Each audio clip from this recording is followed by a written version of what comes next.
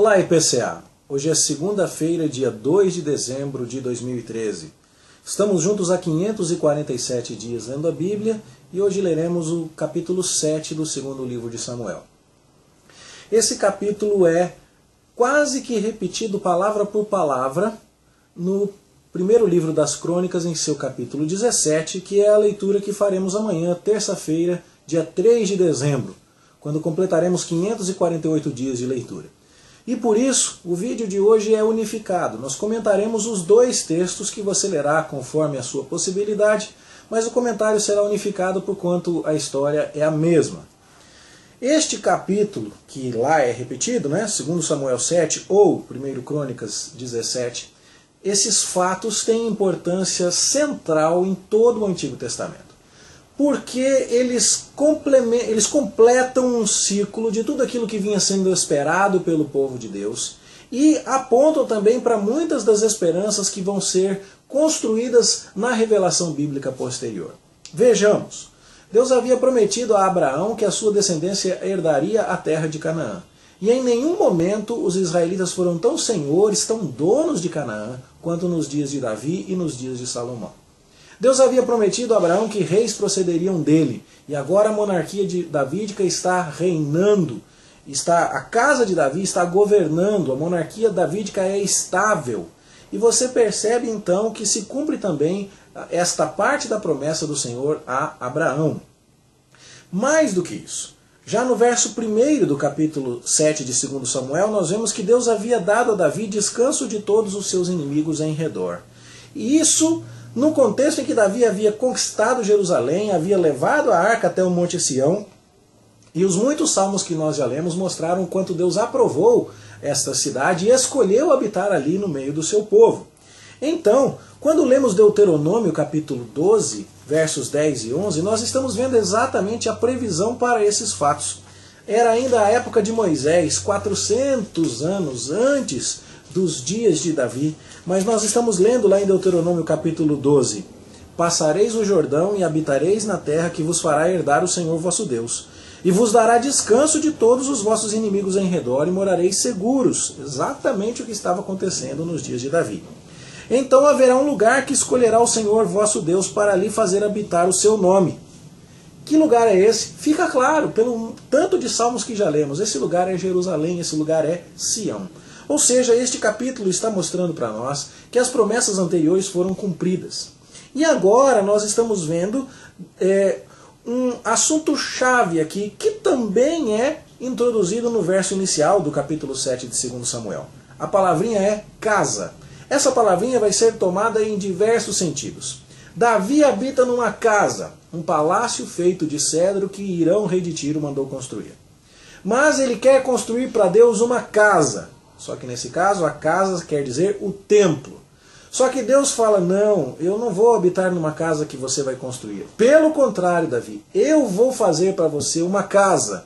E com essa expressão casa, Deus quer dizer que ele vai dar a Davi um descendente real governando no trono de Israel para todo sempre.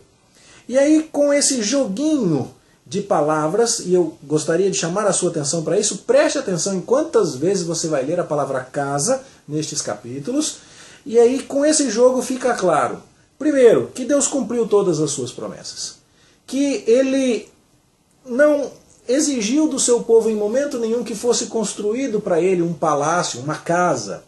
Ele apropriadamente habitou em tendas, peregrinando com o seu povo por todo o tempo, desde o Êxodo, desde o Sinai até Sião, como vimos no sábado no Salmo 68, e ele nunca pediu isso para o seu povo.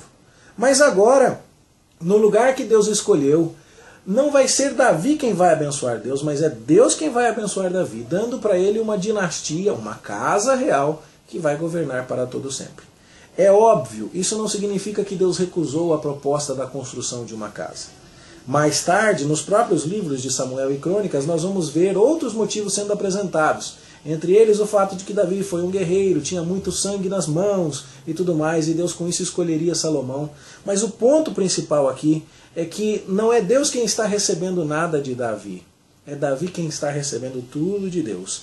E baseado em suas promessas fiéis e graciosas, Davi então entende o tamanho do seu privilégio e vai orar e vai agradecer ao Senhor na segunda parte deste capítulo 7 de 2 Samuel, coisa que se repete lá em 1 Crônicas 17. Toda a esperança do povo de Israel, então, passa a se concentrar na monarquia davídica. Isso, para quem estava lendo Samuel, era algo importante, por quê? Porque Davi errou, Davi vai adulterar com Batseba, Davi vai fazer um censo que não devia, Salomão vai assumir o trono com algum tumulto, mas depois que isso se pacifica, ele ama mulheres estrangeiras, cai em idolatria, o reino se divide. No entanto, quem lê 2 Samuel vai entender que apesar dos tropeços dos reis humanos da linha davídica, é nessa dinastia que está a esperança, porque foi a essa dinastia que Deus manifestou a sua misericórdia. Quem lesse essa história 400 anos depois, lá nas páginas de Crônicas, deveria entender também que a esperança do povo estava naquilo que Deus havia prometido antes. E quem se lembrasse dessa história ao ler Crônicas, poderia se lembrar também que esse capítulo, que esses fatos narrados aqui, foram a esperança para muitos profetas. Isaías já tinha escrito suas páginas quando o cronista vai recontar a história de Davi. E ele tinha falado que o governo de Davi não teria fim, era do rebento de Jessé que sairia um renovo. E assim você vai ver em Amós, e assim você vai ver em outros profetas, Miqueias, vários deles falando a respeito do governo da casa de Davi, que é a esperança para Israel. Algo que o cronista relembra então quando escreve lá o primeiro livro das Crônicas, no seu capítulo 17, e ele conta exatamente a mesma história. Nós não vamos nos surpreender se o nome de Davi, portanto, for o nome mais citado na Bíblia depois do nome do Senhor Jesus. É porque exatamente a ideia de um rei que governa para todo sempre é central, tanto no Antigo Testamento quanto no Novo Testamento. É o reino de Deus o valor do Novo Testamento. E aí nós temos as chaves para entender por que este assunto é tão central. Claro, Davi não teve chance de observar os desdobramentos das promessas divinas como nós. Ele não teve chance de ver que, contrariando todas as expectativas, mesmo sendo um reino pequenininho, Israel ainda permaneceu com a dinastia davídica por 400 anos.